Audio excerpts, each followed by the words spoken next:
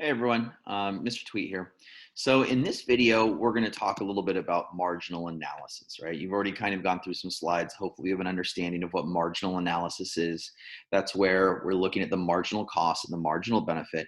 And the assumption of economics is that everybody does this most of the time, that this is going on constantly in the back of your brain, that even if you think you're not a math person, you are a math person, and inside your head, you are constantly doing the math of what is the benefit, what are the cost of all of the different options that are available to me, and that you're making choices. And it might feel like you're making a choice based like on a feeling or an instinct or like based on your gut. But what it really is like in the back of your head, you've got this little math going on, and that's what's kind of causing you to make the choices that you do. Now, and hopefully you've kind of gone through some examples of that. I'm going to ask you to make up your own example as your assignment today.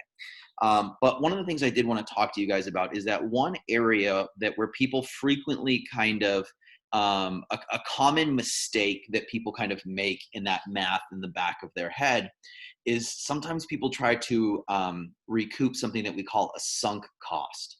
So a sunk cost is when you've paid for something and you can't get your money back. That's a sunk cost. And a lot of times people will try to like get their value out of a sunk cost, right? So like, let's say that, you go to, that you and your friends go to a buffet and you pay to get in there and you can eat as much food as you want.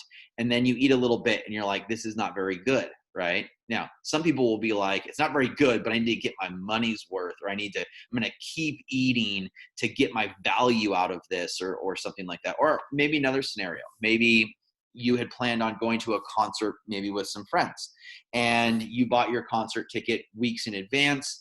And then, maybe as it's coming closer to that concert, maybe the day of that concert, for instance, you're planning on going to that concert. Maybe you've had a falling out with those friends. Maybe you're not really into that band anymore. You spent $50 on your ticket. And then that afternoon, you meet a person who you're interested in, and they're like, hey, you want to hang out tonight? And so now you got to decide, right? Do I want to hang out with this person who I'm interested in wants to hang out with me, or do I go to this concert where I spent $50 on this ticket, right? And what the economist would say would be, look, the $50 is gone. Whether you go to the concert or not, you can't get the $50 back. So what you should do is you should pick the choice that's going to give you the most utility. And if hanging out with this person you're interested in is going to give you more utility than going to the concert, then goodbye concert. Hang out with the person that you're interested in if that gives you more utility, right? Don't worry about the $50 you spent on your ticket because it's gone. You can't get it back. Just do what's going to give you the most utility.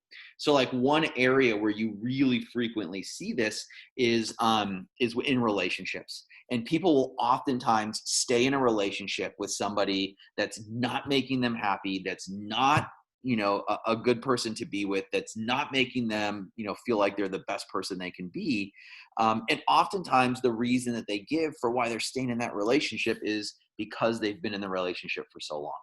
And as an economist, I would say that's a sunk cost. That if you're staying with someone, and again, maybe you're not at this point in your life, but at some point in the future, if you find yourself and you're like, yeah, this person that I'm with doesn't always make me feel super good about myself, but like we've been together for 4 years and I don't want to throw that away, those 4 years are gone. You can't get them back, right? That it is a sunk cost. And if there is, right, if there's a better option out there, that's your opportunity cost, right? So if you're in a relationship and it's not really making you that happy, the opportunity cost is you could not be in a relationship, or you could be in a relationship with someone else. So consider the sunk cost. If you can't get it back, do not include that in the decision making, right? I'm going to stay in this relationship because we've been together for so long and I don't want that to be meaningless. There's nothing that you can do if you've paid the price, if you've put the money down and you can't get it back. There's nothing you can do to recoup that. Going forward, the best thing to do is make the choice that's going to give you the most utility in the future. Instead of sticking in a bad situation, go forward and move on to something better. So that's kind of a little bit of marginal analysis, weighing the costs and the benefits and making the choice that's going to give you the most benefit, the highest ratio of benefit to cost. That's what we're looking for. And watch out for sunk costs, because it's really common for people to try to hang on and get their money's worth, right? And it even happens to people, like they'll buy stocks and the stock will go down and they'll be like, yeah, I just want to get my money out. Nope.